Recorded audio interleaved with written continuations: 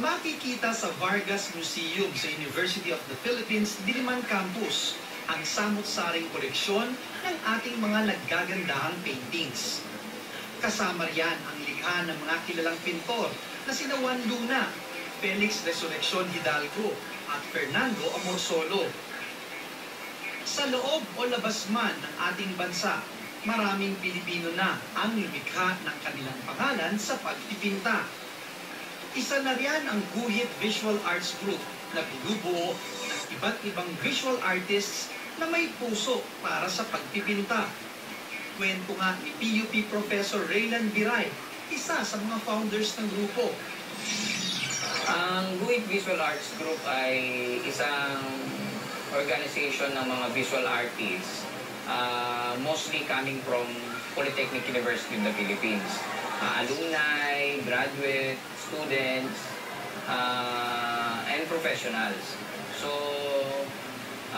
we decided to come together para mabuo namin yung grupo to promote visual arts, namely not as a very expensive art. So, and then we try to bring visual arts to the masses. So, yun yung basically ang objective ng organization namin, to popularize visual arts in the country. Mula nang maitatag ito noong 2011, marami nang naging tagumpay ang Guhit Visual Arts Group. Maliban sa mga nakasanayan na nating mga paintings, nakilala rin ang kanilang grupo sa paglikha ng mga 3D art paintings. 3D art is basically a perspective art. Ibig sabihin, kapag umiba ka ng pwesto, habang tinitingnan mo siya, nag-iiba yung itsura niya. So, halimbawa, you have to distort lines in order to achieve yung effect na gusto mong makita. And basically, hindi mo siya makikita sa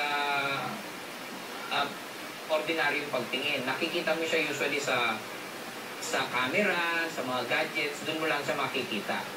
On a right perspective. Kapag nag-iba ka na ng perspective, hindi mo na makikita yung tunay ng effect. The art form na ginagawa namin is social advocacy. Talagang pinapakita namin sa madla kung ano yung nararamdaman namin sa mga certain issues. Ilan lamang sa mga pagat nilang 3D art paintings ay ang Virtual Zoo sa isang mall sa Maynila at ang Joyous Visual Trick Arts Gallery sa isang mall sa Quezon City.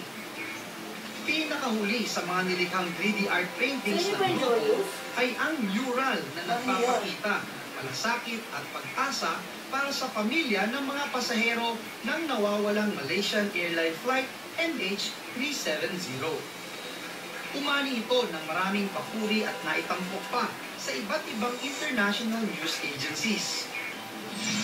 3D artwork was featured in most of the broadsheets and news networks around the world. Because the issue is so hot, mainit na mainit yung issue.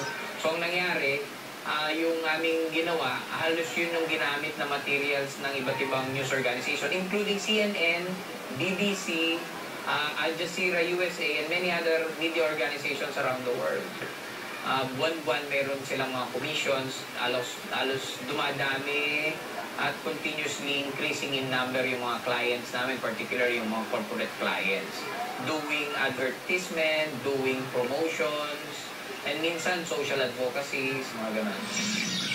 Isa si Jordan Dinglasan sa mga makabagong henerasyon ng mga pintor sa ating bansa. Katulad ng mga naunang sikat na Pilipinong pintor, nakahiligan rin niya ang pagpipinta simula pa noong kanyang kabataan. Yung mga simpleng mga drawing ko, parang na-develop ko siya. Hanggang sa pagdating ko ng high school, nabigyan ako ng oportunidad na makapasok sa isang exclusive school. Doon mas lalo na-develop yung abilidad ko sa pag-drawing. So, natuto din ako doon magpinta. So, ayun, pagdating ko ng college, doon tinuloy ko pa rin. Bali, sumali nga ako dito sa Guhit Visual Arts Group. Si Jordan ay miyembro ng Guhit Visual Arts Group. Anya, kakaibang saya ang nararamdaman niya sa tuwing siya ay nagpipinta. Kasi merong time na pag malungkot ako, ina-express ko ang sarili ko sa pagpipinta. minsan pag masaya Saan rin. kayo nagtagilan? Ayun yung mga napapansin ko din sa mga co-artist ko, type ng person na tahimik, more Chapin. on in-express namin sarili namin through visual arts. Sa visual arts, dito nagsimula yung mga pagta-travel ko, exposure sa mga television, madaming binago sa buhay ko yung visual arts. Para kay Dr. De La Paz, may malaking papel na ginagampanan ang sining ng pagpipinta sa pagkakakilanlan ng Pilipinas at ng buong lahing Pilipino. Dagdag pa niya, ang mga magagandang paintings ay simbolo ng mayamang kasaysayan ng ating kultura. Ilulugar natin yung pagpipinta, no, as part of yung tatawag natin public intellectual, no. So, I think nawala na rin yung panahon na yung intellectual ay nagpupulong lang sa isang kwarto.